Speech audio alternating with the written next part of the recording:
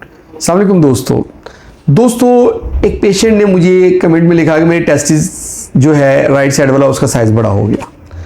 और उन्होंने उसमें कोई चीज़ नहीं लिखी। तो मैंने कहा चलिए मैं इस पर वीडियो बनाता हूँ, इसमें थोड़ा सा एक्सप्लोर कर देता हूँ कि इसका मैं अब कैसे जवाब दूँ, क्योंकि इसका जवाब बहुत लंबा है तो उस पर वीडियो बननी चाहिए थी। तो देखिए टेस्टिस में जो स्वेलिंग है उसमें एक तो ये देखना होता है कि जो टेस्टिस की स्वेलिंग है वो कम हो जाती है या नहीं, कि बंदा जब लेटता है कम हो रही है या नहीं हो रही। अगर तो वो कम हो रही है इसका मतलब है कि वो हर्निया की वजह से। एक अगर टेस्टिस में स्वेलिंग है तो उसमें हम नीचे उसके टेस्टिस की लाइट रखते हैं और लाइट बंद कर देते हैं, और हमने देखना है कि जो टेस्टिस की स्वेलिंग उसमें से लाइट गुजर जाती है वो कुमकुमे की तरह चमक रहा है या नहीं, यानी कि अंदर पानी है वो चमक रहा होता है, उसमें शाइन हो रही होती है, उसमें लाइट निकल रही होती है, तो इसका मतलब है कि ये पानी जमा हुआ है, ये हाइड्रोसील है।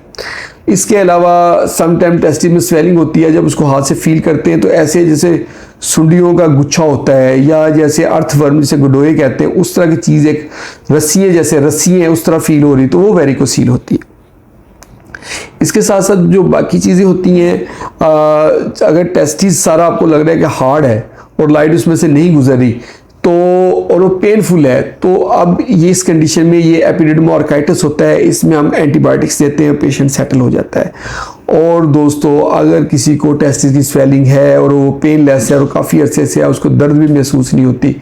और वो आइसोलेटेड है, उसको ऊपर के साथ कोई तल्लक नहीं है, लाइट उसमें से नहीं गुजरती, वो कम नहीं होती और वो पेट की तरफ से स्वेलिंग नहीं आती, नीचे सिर्फ टेस्टिस में ही है, तो ये दोस्तों या तो ये आर्काइटिस हो सकता है और जो बहुत रेयर है, या फिर ये टेस्टिस का कैंसर हो सकता है। इसको बहुत सीरियसली लेना चाहिए। इसमें हमें लाजमी तौर पे पेशेंट का डॉपलर स्कैन करवाना चाहिए, डॉपलर स्कैन करवा के ताकि हमें पता चले कि इसमें क्या इशू है।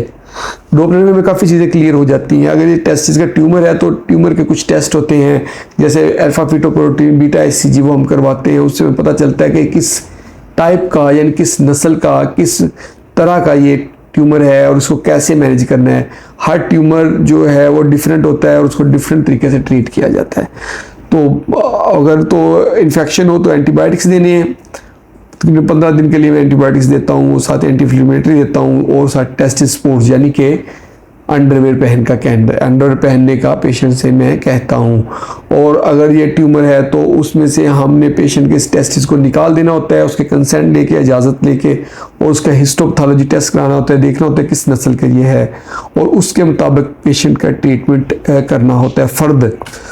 दोस्तों ये थी आज की हमारी वीडियो के जो टेस्टिस है उसकी स्वेलिंग हो जाती है तो उसकी क्या वजूहत हो सकती हैं, उसको कैसे ट्रीट करते हैं। होप आप लोगों को वीडियो पसंद आई होगी। अगर वीडियो पसंद आई तो इसको लाइक कर दें, इसको शेयर करें अपने दोस्तों के साथ और हमारे चैनल को जल्दी से सब्सक्राइब करें ताकि आपको सेहत से रिलेटेड अच्छी अच्छी वीडियोस मिलती रहें। बहुत बहुत शुक्रिया।